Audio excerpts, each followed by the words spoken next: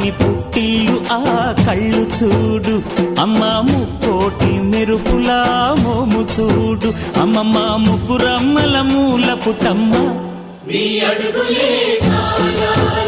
అమ్మ నిప్పుల్ని తొక్కిన నడక చూడు, అమ్మ దిక్కుల్ని దాటిన కీర్తి చూడు, 1000 సూర్యుళ్ళై మెరిసిన శక్తిని చూడు, మనుషుల్లో దేవుడి భక్తుని చూడు.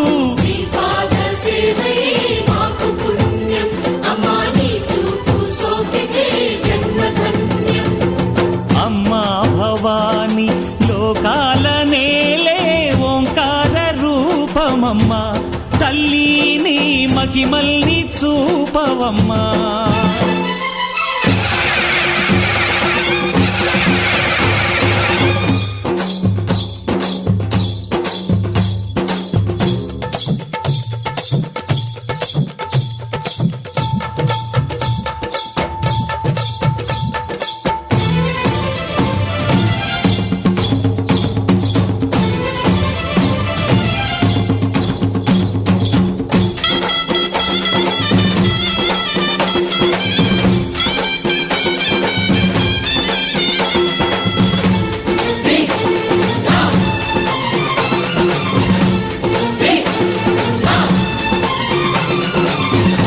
ధిన్నగుతా ధిన్నకు ధిన్నగుతా గల గల గల గల గల గల గల గల ధిన్నగుతా, గజ్జలనే కట్టి తమరుకమే పట్టి నాట్యమే చేయుట అమ్మకు ఇష్టమట.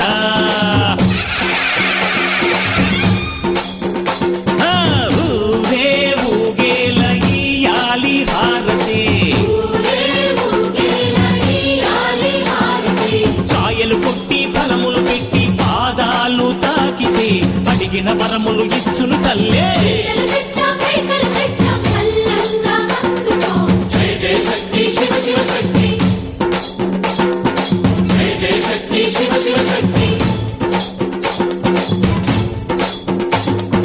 కంచిలో కామాక్షమ్మ, మధురలో మీనాక్షమ్మ నువ్వే అమ్మ, కాశీలో అన్నపూర్ణవే, శ్రీశైలం భ్రమరాంబ, బెజవాడ కనక దుర్గవు నువ్వే అమ్మ, కలకత్తా కాళీ మాతవే.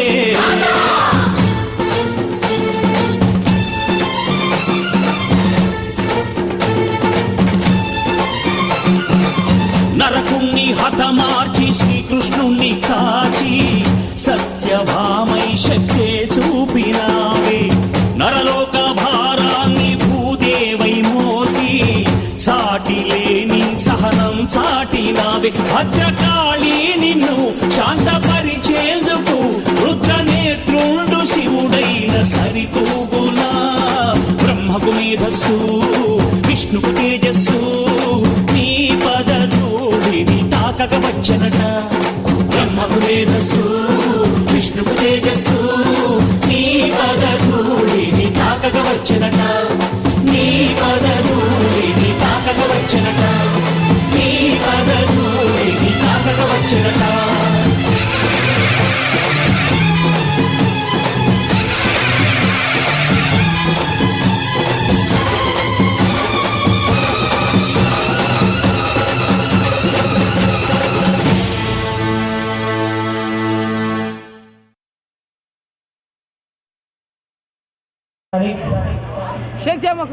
బోనం పండుగ రోజున ముత్తైదువులు స్త్రీలు ఆడపిల్లలను తమ ఇంటికి ఆహ్వానించి, అంటే అమ్మవారు తమ కుమార్తెగా భావిస్తారు.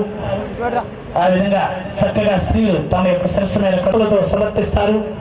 ఈ విధంగా సమర్పించేటువంటి బోనాన్ని నైవేద్యం అంటారు. మరి భక్తులు ఈ జాతర మహాసమయంలో అమ్మవారిని దర్శించుకొని తమ సొంత కూతురు తమ ఇంటికి వచ్చిందన్నటువంటి భావనతో, భక్తి శ్రద్ధలతో, ప్రేమానురాగాలతో అమ్మవారికి బోనాలను అంటే పొంగలను అమ్మవారికి నైవేద్యంగా సమర్పిస్తారు. ఈ విధంగా బోనం అంటే నైవేద్యాన్ని మరి తమ కుటుంబ సభ్యులతో బంధుమిత్రులతో కలిసి అందరూ కూడా చక్కగా ప్రసాదం స్వీకరిస్తారు. పూర్వకాలంలో ఈ యొక్క జాతర పండుగ రోజున తమ తమ అభీష్టములు నెరవేర్చుకోవడం కోసం, తమ యొక్క కోరికలు తీరడం కోసం మరి అమ్మవారికి కోడి పుంజులు కానీ మరి బలి ఇవ్వడం అనేది ఆనవాయితీగా ఉంది. ఈ విధంగా బలిని సమర్పించడం వల్ల తమ కులదేవుడైనటువంటి అమ్మవారు సంతోషించి తమను అనుగ్రహిస్తుంది అనేటువంటి నమ్మకం భక్తుల్లో ఉంటుంది. తమ కుటుంబం పిల్లా పాపలతో భోగభాగ్యాలతో సుఖశాంతులతో వర్ధిల్లుతుందని, మరి ఎటువంటి అంటువ్యాధులు కానీ ఎటువంటి అపమృత్యులు కానీ తమ దరికి చేరవు అనేటువంటి నమ్మకం, తమ కులదేవత దుష్ట శక్తులను పారద్రోడి తమ కుటుంబములకు తమ వంశములకు సర్వకాల సర్వావస్థల యందు తమ వెన్నంటి ఉండి రక్షగా కాపాడుతుందని భక్తుల యొక్క విశ్వాసం. మరి ఈ విధంగా అమ్మవారికి జాతరలు చేయడం వల్ల దుష్ట శక్తుల నుండి తమ పేట, తమ గ్రామము, తమ ఊరు అమ్మ కాపాడుతుందన్నటువంటి అచంచలమైనటువంటి విశ్వాసం నమ్ముకే. అందుకనే అమ్మవారి జాతరల రోజున అమ్మవారికి బలిని నివేదనగా సమర్పిస్తారు. మరి ఈ విధంగా జరిగేటువంటి మహాజాతరని మరి ఈ సంవత్సరం ప్రప్రథమంగా గుంటూరు భద్రకాళి బోనాల జాతరగా మరి నామకరణం చేసి, మరి అటు హైదరాబాద్ లో ఉజ్జయిని మహంకాళి జాతర, మరి ఇటు గుంటూరు మన తెలుగు రాష్ట్రం నూతన రాజధాని మన గుంటూరు భద్రకాళిగా ఈ యొక్క నామకరణం చేసి ఈ సంవత్సరం నుంచి బోనాల జాతరని నిర్వర్తించడం అనేది జరుగుతుంది. డిసెంబర్ 16, 17, 18 ఈ 3 తారీఖుల్లో మరి అమ్మవారికి బోనాల పండుగ నిర్వర్తిస్తున్నాము. మరి ముత్తైదువులు, కుమారీలు ప్రతి ఒక్కరు కూడా ఈ బోనం పండుగ రోజున అంటే శుక్రవారము, శనివారము, ఆదివారము ఉదయం పూట మరి తమ ఇష్టదైనటువంటి భద్రకాళి అమ్మవారికి బోనాలను సమర్పించి తమ తమ యొక్క అభీష్టములు నెరవేర్చుకొని ఆ దేవి యొక్క చల్లని తల్లి యొక్క కృపా కటాక్షములకు పాత్రలు కావాలని తెలియజేస్తున్నాము. మరి రేపు ఉదయం అంటే శనివారం ఉదయం కూడా అమ్మవారికి బోనాలు నిర్వర్తిస్తున్నాము. అట్లానే శనివారం మధ్యాహ్నం వచ్చినటువంటి అంటే బోనాలు సమర్పించినటువంటి ముత్తైదువులకు కానీ మరి కుమారీలకు కానీ అందరికి కూడా చక్కగా అమ్మవారి యొక్క పసుపు, కుంకుమ, గాజులు, కుంకుమ భరణ, రవికల గుడ్డ అందరికి కూడా ముత్తైదువులకు కూడా అందరికీ పంచడం జరుగుతుంది. ఆ విధంగానే విచ్చేసినటువంటి భక్తులందరికీ కూడా మరి అమ్మవారి యొక్క ప్రసాదం అంటే అన్నదాన కార్యక్రమం అనేది నిర్వర్తించడం జరుగుతుంది. సంవత్సరంలో ఒక్కసారి మాత్రమే మనం అన్నదానం చేస్తాం. అది కేవలం అమ్మవారి యొక్క జాతర రోజున మాత్రమే చేస్తాం. మరి ఈ యొక్క మహాప్రసాదాన్ని మరి ప్రతి ఒక్కరు కూడా అమ్మవారి ప్రసాదంగా స్వీకరించి మరి ఆ తల్లి యొక్క అనుగ్రహములకు కృపాకాక్షములకు పాత్రలు కావాలని తెలియజేస్తున్నాం. ఆ విధంగానే మరి ఒక మహాసంకల్పం, ఇది అమ్మవారి యొక్క సంకల్పం, అమ్మవారి యొక్క అనుగ్రహం. మరి కేవలం మాత్రం నిమిత్త మాత్రం మాత్రమే అమ్మవారి యొక్క సంకల్పంతో ప్రపంచంలోనే మొట్టమొదటిసారి శ్రీ చాముండి అమ్మవారి యొక్క ఏకశిలా విగ్రహ నిర్మాణం జరుగుతుందని గతంలో కూడా తెలియజేశాను. మరి ఇప్పుడు కూడా తెలియజేస్తున్నాను. అమ్మవారి విగ్రహం సుమారుగా 70% పూర్తయింది. సుమారుగా 17,50,000 రూపాయలు అమ్మవారికి ఇప్పటికి జమ చేయడం అనేది జరిగింది. మరి 70% అమ్మవారికి కూడా ఇప్పటికి అమౌంట్ అనేది కట్టడం అనేది జరిగింది.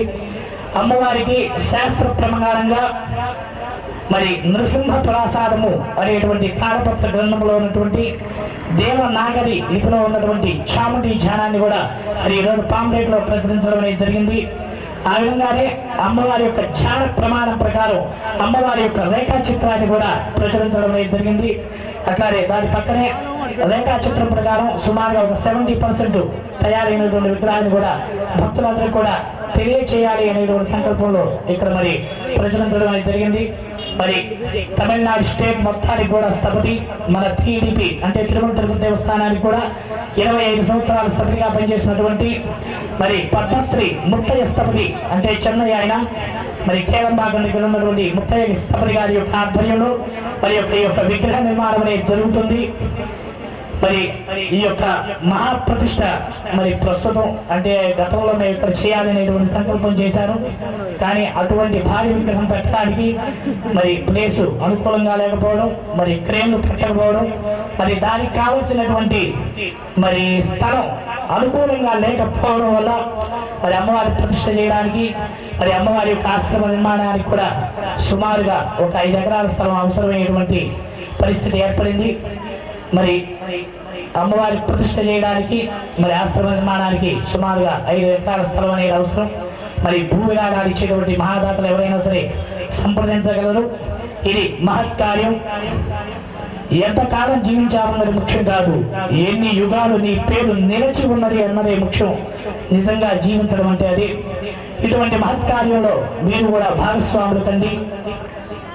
మరి ఇటువంటి కార్యక్రమాలు కొన్ని మాత్రమే జరుగుతాయి. మన దగ్గర డబ్బులు ఉన్నంత మాత్రమే మనం చేయాలంటే జరగవు. ఆ విధంగా అటువంటి మహత్కార్యం చేయాలన్నా పూర్వజన్మ సుకృతం కావాలి, అమ్మ అనుగ్రహం కావాలి. మనం చేయాలనుకున్నా చేయలేము, డబ్బులున్నా సరే చేయలేము. అటువంటి మహత్కార్యం జరుగుతుంది. మరి ప్రపంచ చరిత్రలోనే లిఖించదగ్గనేటువంటి, అంటే దీనికి ప్రత్యేకమైనటువంటి పేజీ ఉంటుందన్నమాట.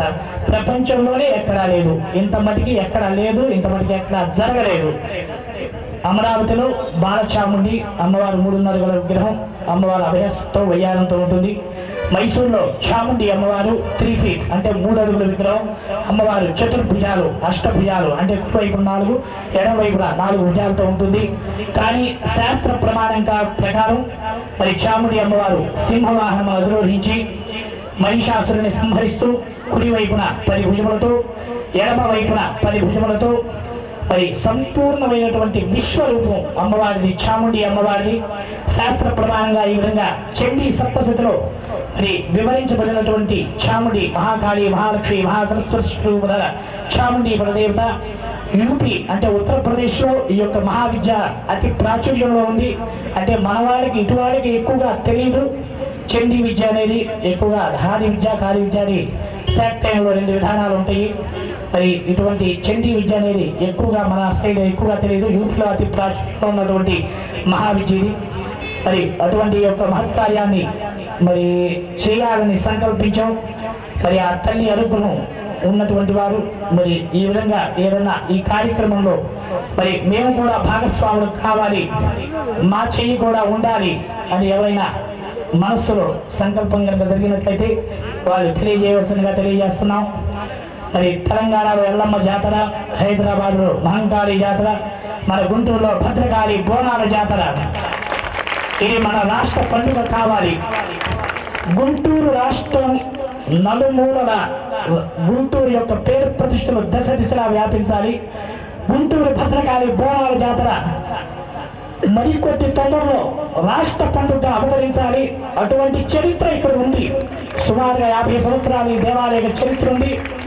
ఆ విధంగానే అమ్మవారు దశముఖ భద్రకాళి, ఇటువంటి మహాకాళి విగ్రహం అనేది మన గుంటూరు జిల్లాలోనే లేదు. మన గుంటూరు జిల్లాకే ఇది గర్వకారణం. అది మన పరవయ్య గుంటలో ఉండటం అనేది మన గర్వకారణం. అటువంటి మహాశక్తి అమ్మవారు. మరి ప్రతి ఒక్కరూ అమ్మవారి యొక్క అనుగ్రహం పొందడానికి, అమ్మవారిని ఆశ్రయించడానికి ఇవే సరైన మార్గం.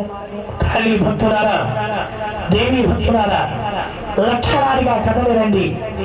ఈ యొక్క జాతరను జయప్రదం చేయండి. మనమందరం బాగుండాలి. మనం అనేటువంటి ఒక మహాసంకల్పంతో ఈ యొక్క మహాజాతరను నిర్వర్తిస్తున్నాం. మనమందరం బాగుండాలి, అందులో మనం కూడా ఉండాలి. మనం అనేటువంటి సంకల్పంతో ఈ యొక్క మహాజాతరను నిర్వర్తిస్తున్నారు. ఇది నాది కాదు, మీది, మనందరిది. మనందరం కలిసి ఈ యొక్క మహాజాతరని విజయవంతం చేద్దాం. గుంటూరులో కూడా ఒక మహాజాతర జరుగుతుంది. కొండపాటూరులో పోలేరమ్మ తల్లి జాతర జరుగుతుంది. శ్రీకాకుళంలో పెద్దమ్మ జాతర జరుగుతుంది. మన గుంటూరుకి భద్రకాళి జాతర జరుగుతుందని ప్రతి ఒక్కరూ చెప్పుకునే విధంగా మనం అందరం కూడా కృషితో, పట్టుదలతో ఈ యొక్క మహాజాతరని విజయవంతం చేసి మరి ఆ తల్లి, చల్లని తల్లి యొక్క దీవెనలు పొందాలి. లక్షలు కోట్లు పెట్టిన ఆరోగ్యం అనేది రాదు. మన పిల్లలు, మన భార్య, మన కుటుంబం ఎప్పుడు చల్లగా ఉండాలి. మనం చల్లగా ఉండాలి. మన తోటి వాళ్ళు బాగుండాలి. మన పక్కన ఉన్నటువంటి బాగుండాలి. అందరూ బాగుండాలి అనేటువంటి ఒక మహాసంకల్పం. ఎంతో కష్టపడి సుమారుగా 4 రోజుల నుంచి శ్రమించి మరి ఈ రోడ్డు మీద పర్మిషన్ రావాలంటే రావట్లేదు. గతంలో రోడ్డు మొత్తం ఆపాము, పెద్ద పెద్ద పందిళ్ళు వేసాము, మండపాలు వేసాము, భారీ భజనలు చేసాము. కానీ ఈ రోజు పరిస్థితి ఏంటంటే మరి రోడ్డు మీద సుమారుగా 10 గంటల వరకు కూడా పర్మిషన్ ఇవ్వనటువంటి పరిస్థితి. మా కమిటీ సభ్యులు కానీ, ఆర్గనైజర్ కానీ ఎంతో రాత్రనగా పగలనగా కష్టపడి ఆఫీసుల చుట్టూ తిరిగి